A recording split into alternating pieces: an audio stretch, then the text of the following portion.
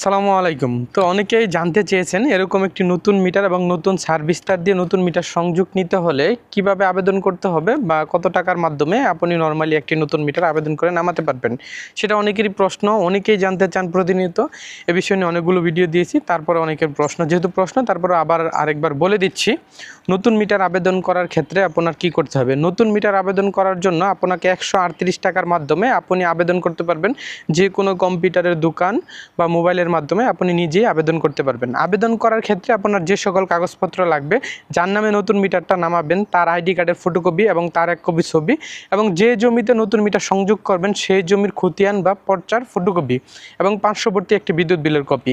নতুন মিটার নামানোর ক্ষেত্রে অবশ্যই আপনার লক্ষ্য রাখতে হবে আপনার গড় থেকে খুঁটির দূরত্ব যাতে 130 ফিটের মাঝে থাকে, অর্থাৎ সার্ভিস তারের দূরত্বটা যাতে 130 ফিটের মধ্যে থাকে। যদি 130 ফিটের মধ্যে হয় তাহলে আপনি অনলাইনে আবেদন করতে পারবেন, আর যদি 130 ফিটের বাইরে হয় সেই ক্ষেত্রে আপনার খুঁটির জন্য আবেদন করতে হবে।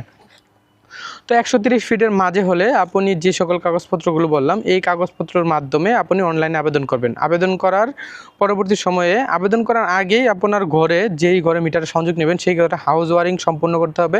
মিটার বোর্ড, আর্থিং রড এবং আই লুপ এগুলো স্থাপন করতে হবে। এগুলো স্থাপন করার পরে এগুলো যে ইলেকট্রিশিয়ানের মাধ্যমে কাজ করবেন, অবশ্যই দক্ষ বিদ্যুৎ অফিসের লাইসেন্সপ্রাপ্ত ইলেকট্রিশিয়ান দিয়ে কাজ করাবেন।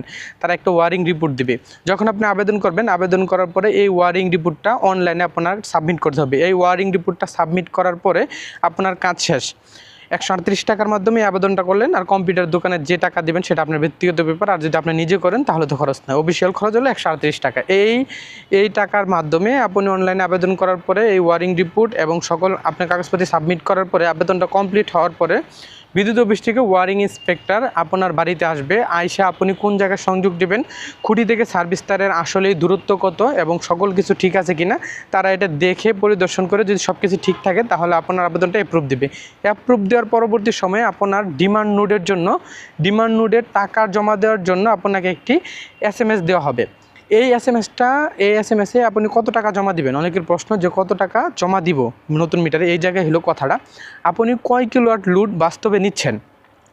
প্রতি কিলোওয়াট লোডের জন্য 480 টাকা করে হলো জামানত। আপনি যদি 2 কিলোওয়াট নেন তাহলে 960 টাকা আপনার অফিসে জামানত জমা দিতে হবে। যদি 2 কিলোওয়াটের অধিক যান তাহলে প্রতি কিলোওয়াট 720 টাকা করে জামানত। এভাবে আপনি যত কিলোওয়াট লোড নেবেন তত কিলোওয়াটের জামানত আপনাকে বিদ্যুৎ অফিসে জমা দিতে হবে রকেটের মাধ্যমে।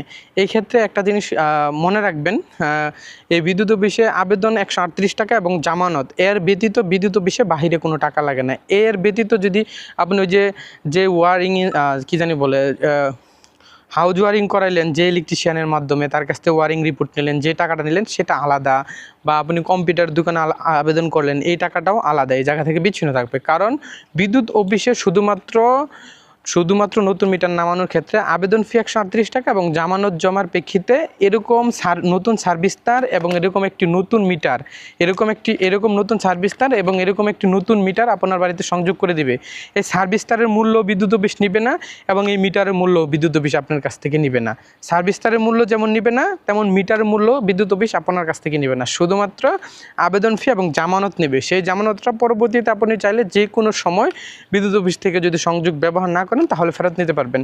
আশা করি বুঝতে পেরেছেন নতুন মিটার নামাতে কি কি কাগজপত্র এবং কত টাকার মধ্যে নামানো যায়, অফিসিয়াল খরচ কত। আশা করি বুঝতে পেরেছেন। সবাইকে অসংখ্য ধন্যবাদ।